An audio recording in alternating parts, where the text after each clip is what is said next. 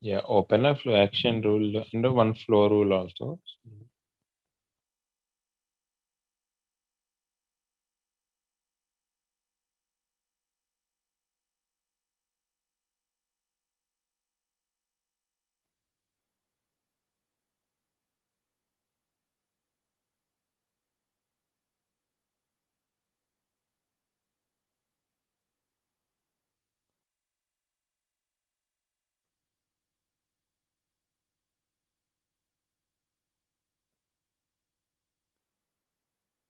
Yeah, go to flow once before going to flow action. Yeah.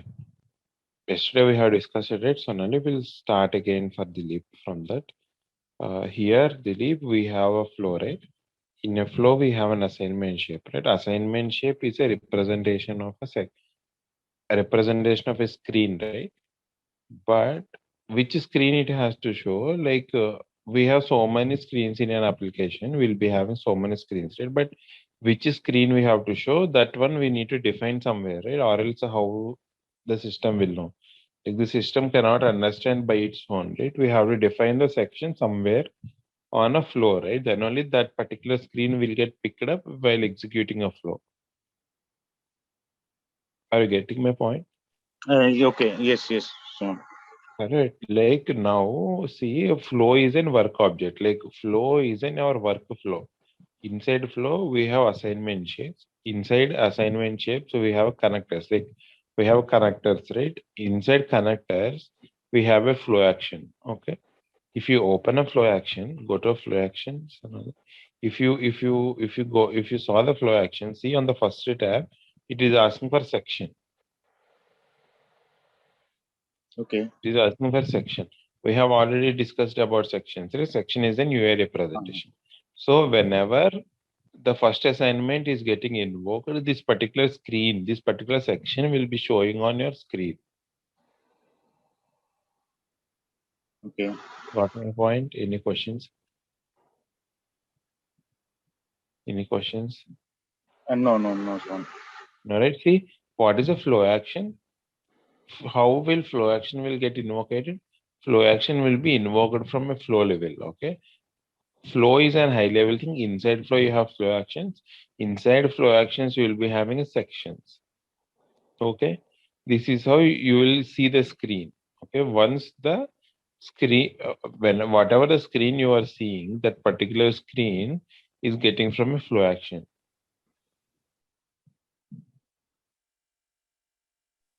Okay. Okay. And Yes. and inside flow action, if you see, there is a tab called action tab.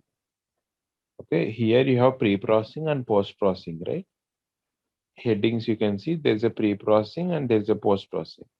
Okay, Okay. inside pre-processing you have run data transform and run activity, and again inside post-processing you have run data transform and run activity. What does this indicate is like pre means before showing the section. Okay, before the section is displayed on screen, these particular things will get executed and it will perform some actions on a clipboard or database. If you have given something in pre-processing, it will execute before showing it on a section. Like similar to utility. Whenever you have given utility before assignment shape, what does it will do before showing the screen? That particular activity will get executed, right? Similarly, you can give it that in pre and post processing, pre-processing also. Okay. Any questions? You mean to say like post processing? No, What I'm talking exactly? about pre-processing. I'm talking about Okay. pre-processing. Okay. And post processing is like whenever you submit that particular screen, you have a submit option in the below for every screen, right? Whenever you Yes. submit that particular screen, this post processing things will happen. Suppose suppose there is an thing like you are doing some calculation on a screen. Suppose you are adding two items like a plus b. Okay, you need to enter those two values on first screen, right? A value and b value. Now you need to calculate those things, right? Somewhere you need to do, somewhere you need to do addition, right? So on click of submit means on post processing, you will add those two properties and you will show on a next screen. That value will get stored on a clipboard, and from in the next screen you will show that value. Okay, not only the data manipulation like addition like this, but you can also do sorting. Sometimes people will do so many things on a post processing, like they will save the data into database on post processing explicitly. They will delete some things on post processing activities. Post processing, when it will execute, is the main point here. It will execute when you submit your screen. You understand? I Pre mean, and final post result processing. will be result will be showed in the screen after post processing. Yeah, after post processing, the final result will be stored on a clipboard. Okay. Whenever you're mapping that final result on a next screen, that one will be shown there. Correct. Got my point? Confused? Or shall I repeat once again? No, it is okay. And one question coming, like it is also temporary or it will go to database even after No, submit. that's all depend on our activity, how we have written there. Written there. Okay. Okay. How we have written our activity is based on that. If you're saving in that activity, in post-processing activity, it will be temporarily. Sorry, it will permanently saved. Or else So, it will be temporary. okay. Okay. Okay. And there it will be dependent on so many things, like on what page you are making a changes. Suppose you are making on primary page like PV work page or some other pages, it will be saved into DB. Or else if you are making your data manipulation some temporary pages, like whatever the page you have created, then you have to make your own obj save. Submit save will not work. Like you actually no need to worry, Pega will take care of those things. When you click on submit, it will take care. Okay. Yes. Pre-processing and post-processing are like pre is like before showing on screen, post is like after clicking on submit. Okay.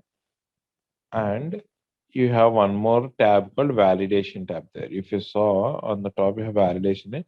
Suppose you need to validate any data on your screen, like you need to validate your properties, like if you are entering your PAN card or anything, that it will be having some specific format, right? The length, the characters. It will not have any special characters. Like that, if you need to do any special kind of validation, you will create one validate rule and you will add it here. So whenever you submit it, before invoking post processing, it will first validate. If all the data is correct, then only it will get submitted. Got my point?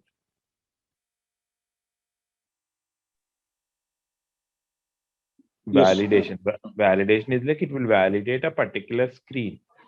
Whatever the properties you are giving in a validate rule, those properties it will get validated. And if suppose there is any if suppose there is any violation, then it will show a message on screen. It will show a message on screen, but the validation will work only if you click on submit. This validation. Okay? This is called server side validation. This will work only if you click on submit. The data will go to server and then it will validate it. Okay. So only if you click on submit, it will validate.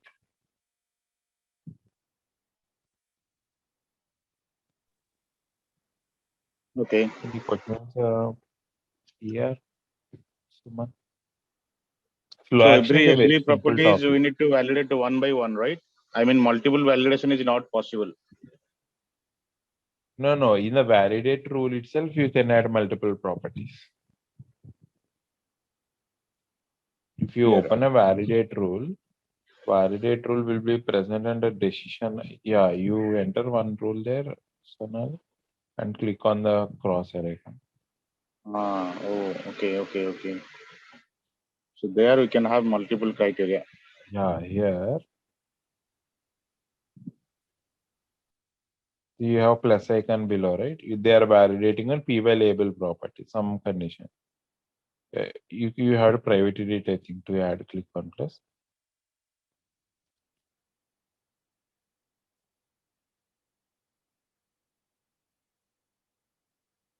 See, you can add whatever property you can do.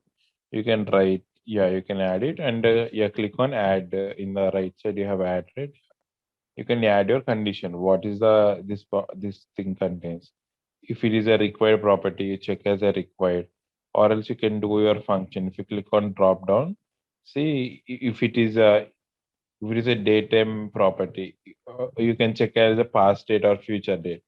Okay, like if suppose it is a datetime property, you have selected first one. Yeah, you selected. So it is asking if is in past. If suppose, yeah, that property is in past, then it will show a message. If suppose there is a date of joining field, date of joining must be future or current, right? It should not be past. So if you give this like this, the condition, if it is in past, it will show that message. You need to give your own custom message.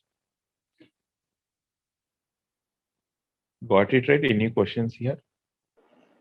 No, You can it's clear. yeah, you can easily understand those functions. It will just take an input. That's it. Yeah, we don't. For flow action, you will not have parameters, but for in an action, you will be having. Go to action. If you add any data transfer, there are no parameters set there. No? Hmm. Below. For P, yeah, there. For there is a run activity, right, on the top. For pre-processing, there is a run activity, right? Mm-hmm. Yeah, see, there is a Right. parameters below. Oh. No parameters set, right? Parameters are like whenever you need to pass anything, like if you need to filter in an activity, or if you need to do any parameters are like inputs, okay? Whenever you need to give any input, the dynamically changing value, then you need to pass it as a parameter. For Okay. section, you will not pass any parameters. That one you will not use. Go to the top. Go to layout. This one you will not use. See, you will use that one. You have use current page context is there, na? That one sometimes people will change. Use current page context to use clipboard page. Suppose the section is in a different class and the flow action is in a different class. See, now the section and flow action are same class. You click on the side, don't click there. Yeah, you click somewhere. Yeah, see that one, and the section class below is then applies to Okay. below page context. See, that is a sections class. Okay, the Mm-hmm. top one is flow action class. If Okay. both classes are same, then you will use current page context. If it is a different classes, like there is no inheritance, it is completely different. Then you will use clipboard page, and you will keep a page name here. Use Mm-hmm. clipboard page, and it will ask for a page. Okay, it will take the class that is mapped to that particular page, Okay. and you can change the applies to class also.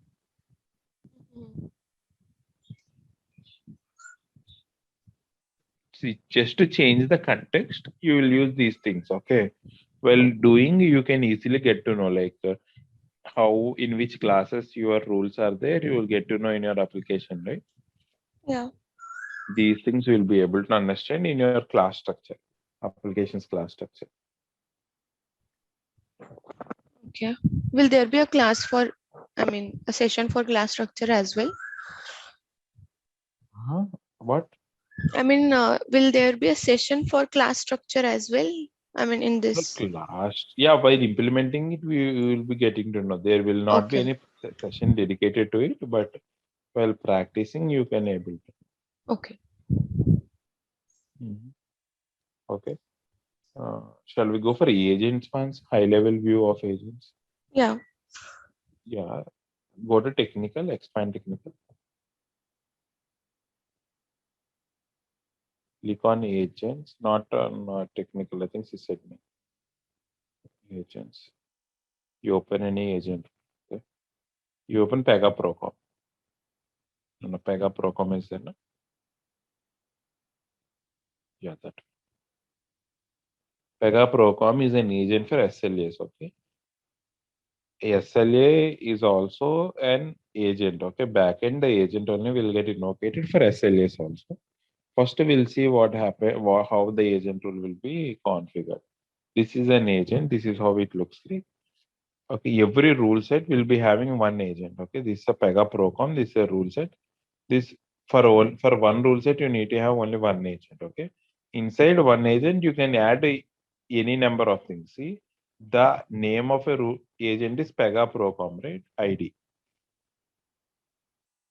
But this agent will perform these many tasks, 4 tasks. Okay, you can add n number of tasks here. Okay. Now, why? Okay, are you able to click on plus icon? Just click on. Yeah, you can add n number of tasks here. Okay. Now you can see first thing is just an agent name. What is a thing you are actually invocating, and after that you see you have a pattern, right? Periodic and recurring will be there. And startup is like whenever a node is started, whenever you have restarted it, server will start, right? Then it will invoke. Periodic is like it will ask for intervals, like intervals in a sense, like 40 seconds, 30 seconds. It will run for multiple times in a day. If you keep recurring, it will run for once in a week, like that. You select recurring. You select recurring. See, you click on advanced.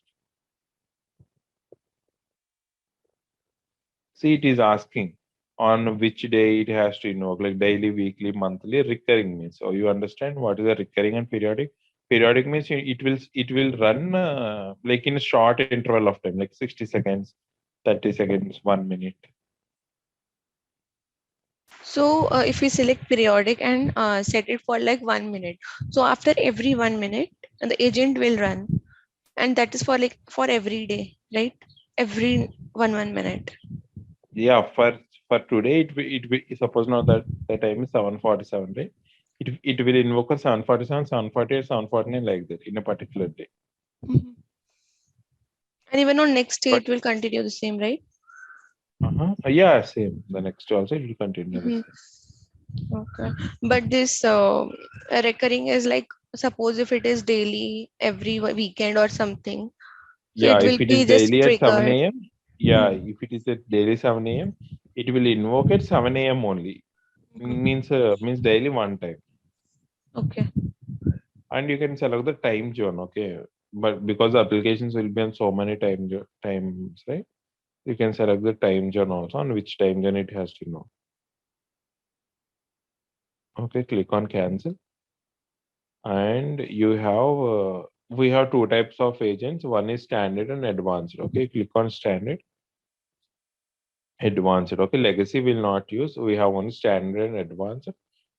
Standard in the sense, in a standard agents. Okay, in the standard agents, if suppose any mistake happens. Okay, if suppose any error happens, then what will happen? It will requeue the item. Requeue means, suppose, let me tell you, you have opened a case. Okay, or else you have opened a record. You have done OBJ open. Okay, for employee ID 1. Okay. Then you have acquired a lock on it. You have a lock checkbox when you're doing OBJ open, right? You have clicked on lock checkbox. Now what will happen if you click on lock checkbox? That one will be in your lock. Now if agent is also trying to open that particular thing. Now what will happen? Agent cannot open it because there is a lock acquired by you. It will fail. OBJ open will fail for agent. Now, if it is a standard agent, what does it will do? It will move the item to broken queue. Broken queue means broken items. And it will requeue the items. It will requeue on its own. Means it will again start processing on those items after some time. You understand? This will be taken care by on its own. Yeah, understood. But in case of advanced agents, that requeue will not be there. Okay, we need to perform our own custom requeuing, and we need to specify when and how it has to execute those items, we need to do it again. You got it, what I'm trying to say? No, not validating and all. See, generally standard agents are used to update a work object, okay? It will update a work object. Updation in the sense it will modify some data in a case. If you have created a case called A1, it will do some updation the overnight or something. Suppose if you have if you have issued your debit card, then the debit card status will get something issued or something. You have to change, right? In a day, a bank issues 1,000 numbers of debit card to its customers. Each and every operator cannot open that particular um, each and every operator cannot open that particular customer's record and they cannot update, right? So what generally they will do, they will queue for an agent. There is a method called queue for agent, okay, in an activity. Whenever it will queue for an agent, what it will do, whenever this agent is invoked, then that particular inside an agent, you will be having one activity. You saw there is an activity name in the below. You saw a process event. Yeah, like that you'll be having one activity. Agent is also an activity, but which will invoke on its own. Okay, so what we'll doing in an activity, we'll be opening that customer's record and we'll be doing some updation, some modifying it, and we'll be again saving that record. Okay, we'll be again saving that record. Now, if you are trying to open that customer's record, if you are trying to edit that customer's record, okay, if suppose any other operator has opened that particular customer's record, okay, then what will happen? You cannot modify the data because one operator is already working on that particular customer's record. Again, the agent cannot work on that particular record. So at that time, OBJ open will fail. You understand? Because the lock is with that operator. Got it. Yes. So that DB record cannot be modified by two operators at a time. Yes. So the agent will fail. Whenever the agent is fail, you need to write on jump condition. In activity, we saw a jump condition that if you open the process event also, you can see. Open the process event activity there. See, they are doing some properties. Say it. You click on the jump condition there. It's true. Then jump to later step. Okay, click on executes SLA. Seventh step. They are calling one more activity, right? Yeah, open that activity. They have used call method, right? They are invoking another activity from this. Yeah, click on it. See, they are doing so many things here. And you come down.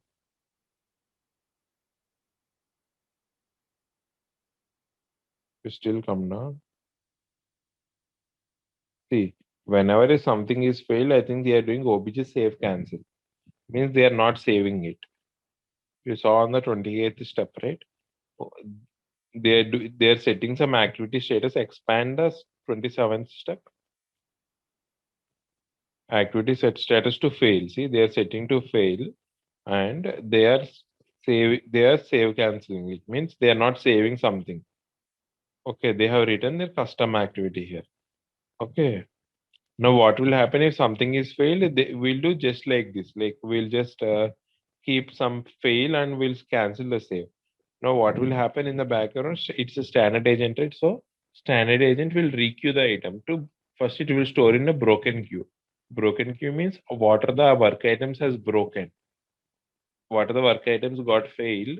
It will store all those work items in broken queue on its own. See, we are not queuing in the activity. We are not queuing in the activity. It will be stored on a broken queue items and it will requeue on its own.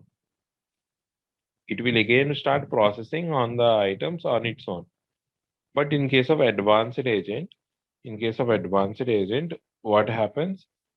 In case of advanced agent, we need to queue those items. Like we need to take care of the broken items. Okay. We need to write our own custom logic. You understand what I'm trying to say? Advanced and standard. Yes, Raman. You go to agents one more time, Sonali, that agents instances is there, na? Previous. You try to open any other agent. Let's see if advanced is there.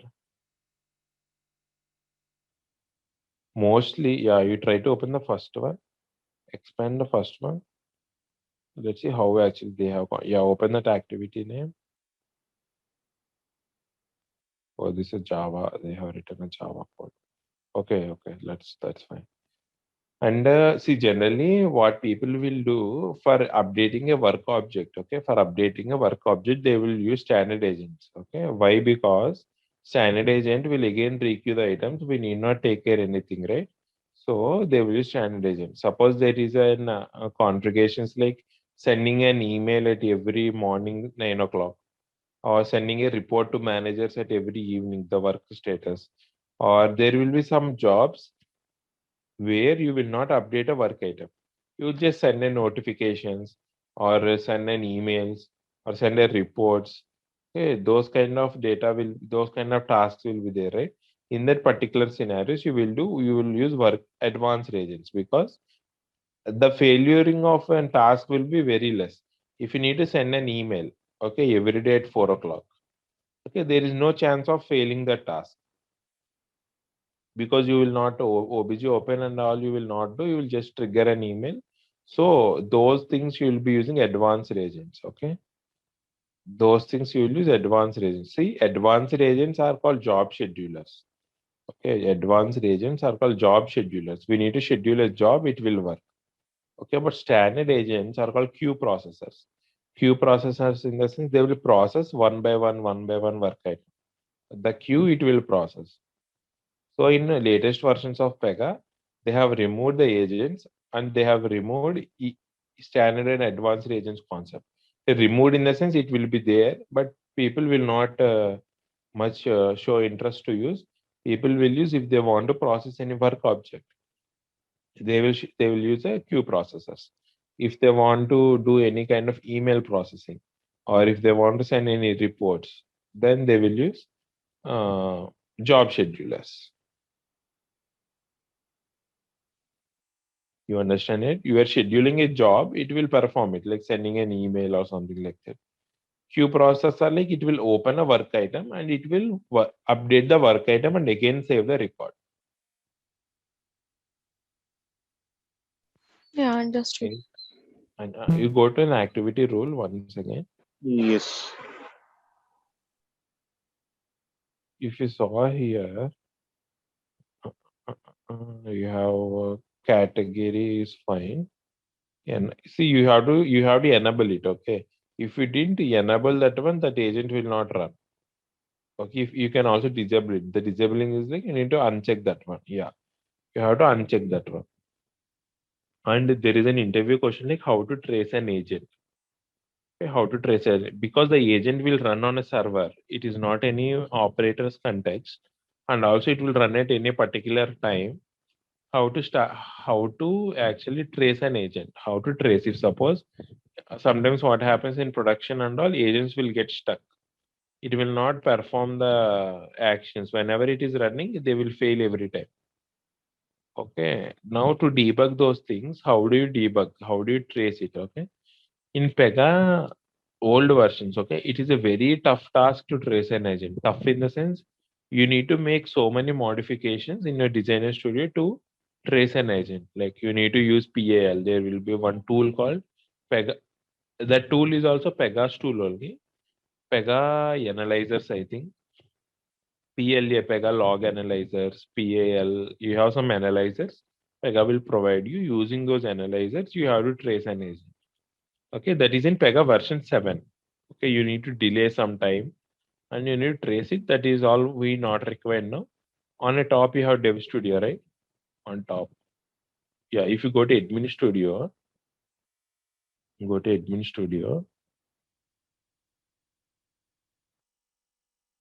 you click on agents. You have agents and queue processors and jobs, right? Anything you click on the right side. If you click on agents,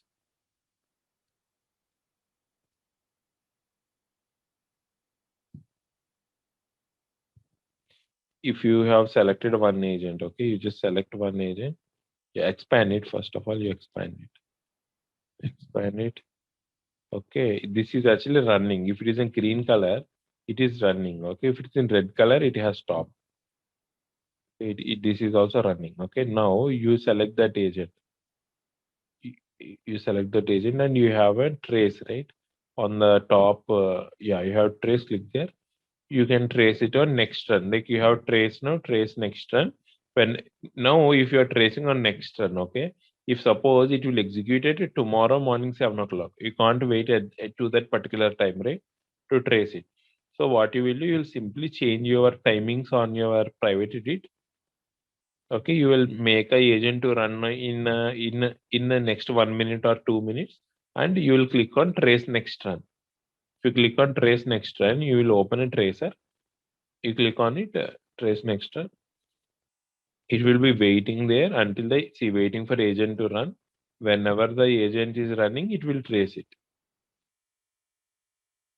Okay, more than 30 minutes from now means generally what people will do, people will open this agent in a designer studio. They will modify the time. They will modify the time to 1 minute or 2 minutes, and they will perform the debugging. Why it is getting failed while running invocation and all. You understand it? How to trace an agent? This is an interview question. You need to trace an agent from admin studio. So from Pega 8, right? This is the Yeah, upgrade. this is from Pega 8. Okay, people will not ask the old things and all now. Okay, if you people will not ask how you trace in Pega 7 like that, they will not ask. They will just ask how do you trace an agent. Sonali, just click on that settings down. Yes. So here, no, I can't see your screen. Yes. So here that tracer, it will not work, Suman. No, this tracer will not see this. What is this tracer? This tracer is to Light. trace. Yeah, this tracer is to trace this particular operators workflow, right? Because the agent will run on a server, it will not run in this particular operators. Correct. See, you are showing a specific node, all nodes. All nodes means what are the agents present on all the nodes, it will list here. If you select specific node, it will ask for a node, I think, a node URL or Yes, something. node ID it will ask. Yeah, it will ask something. You need to specify that one. See, it is asked for a node. Current node. So the agents will run on a node, right? So you cannot trace it with normal tracer. Okay. So maybe it will show many agents status. I mean tracer. I mean multiple agents tracer. Will be confused. Yeah.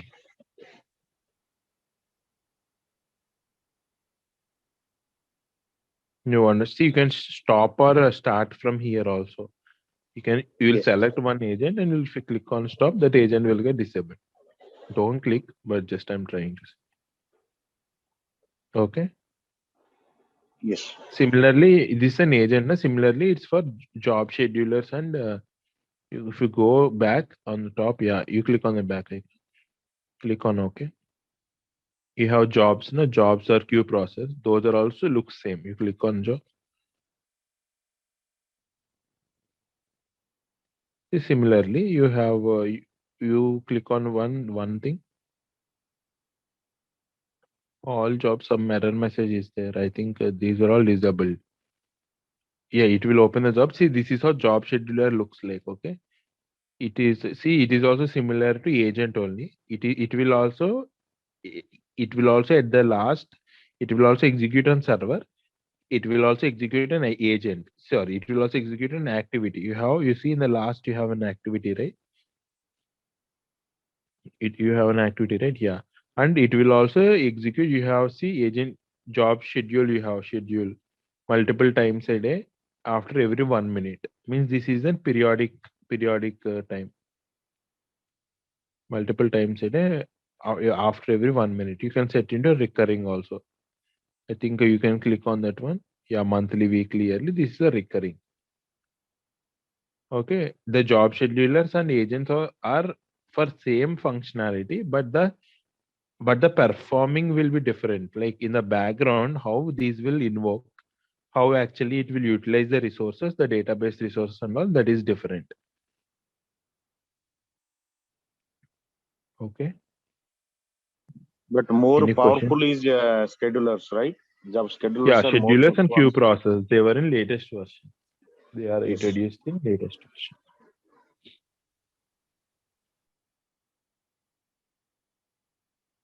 Any questions? See, this is a very high level, like how actually it will work, how to do, how to perform. There is a something like node balancing, load balancing techniques and all. Load balancing in the sense like you suppose you have something like 1 lakh records to process. Okay, in that scenarios, what happens? Agents will cannot process those many records at a time. So you need to do load balancing there. Load balancing in the sense you need to configure 3-4 agents and you need to queue the agents half of half. Like if you have configured 4 agents for 1 lakh records, then you need to make each agent work on 25 records, like 25,000 records.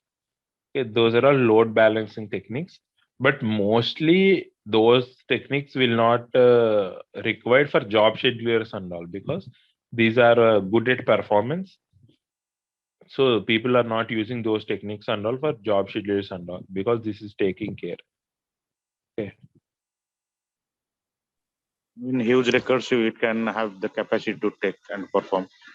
Yeah, correct. In huge records also, this has the capacity. I had a question. I mean, is there a way we can see the broken queues? Yeah, broken queues, we can see somewhere. You can click on configure. Click on configure on the top. Configure. I'll let you know if I couldn't find it now. Go to system. System. Oh, 1 second. Go slowly. Mm,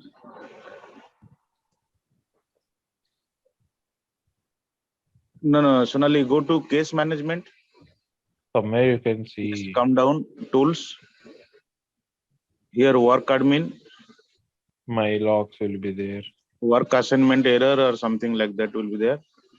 Work queue assignment. Work QS errors. I think this is. I will let you know, Sonali, how to check the Otherwise, broken. I think go to Dev Studio again, please.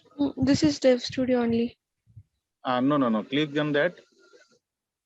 Yes, admin studio. Yeah, left side resource is there. Mhm. Click on there. Yeah, I think Agent here queues. you Queue agent queues.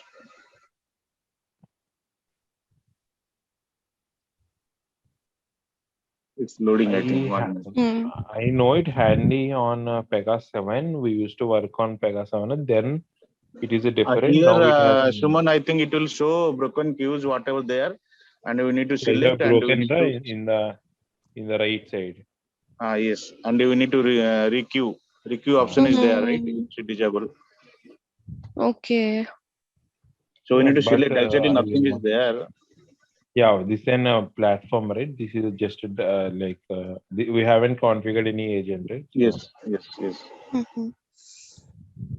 I do want to So go through that, Sonali, how to see broken queue and analyze those things. Mhm.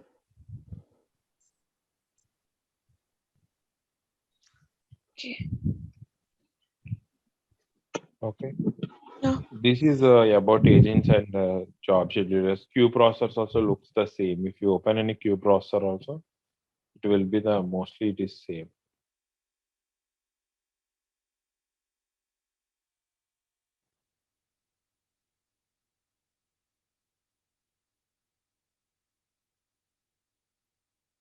Background processing.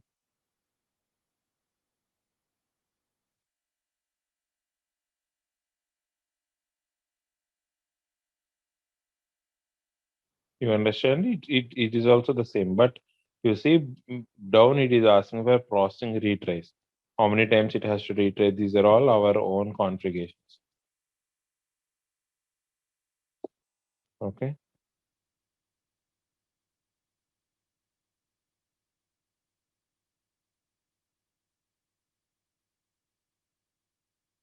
Any questions till now? Agents. Here, just one doubt, Suman. Like queue processor in which cases we need to use, and like we got to know agent and job scheduler. A queue processor, it will be like feed wise. It will depend. I mean, how it will be. I mean, we are using. No, queue process, you usually you have an activity rate. If you saw in that activity, they will update some work items. Yes. Okay, you open that activity. This is an OOTP rate. Mostly they will write some Java code. See, they are doing some Java step there, sending an email. They are doing some obj delete and they are doing some queue for processing. See, if suppose anything has broken, then they will use queue for processing. Again, they will queue it. Last step. Okay. Yes.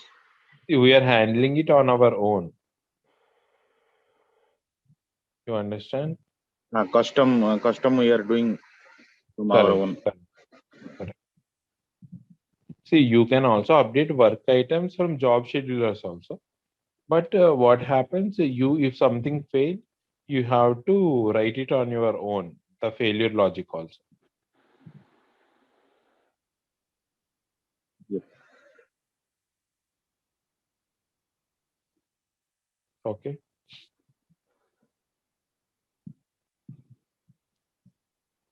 Mostly these things you will not work on the starting of your time, like agents and all.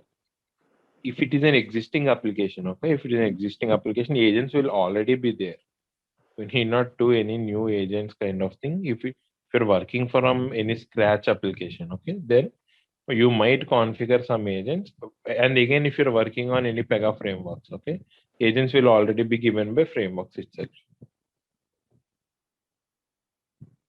Suppose in our application, I'm working on a Pega framework, okay, Pega Smart Disputes framework.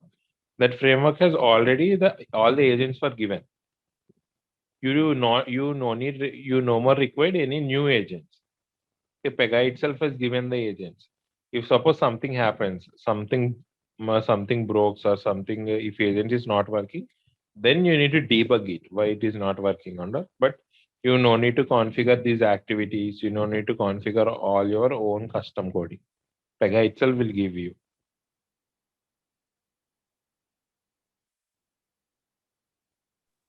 Got it.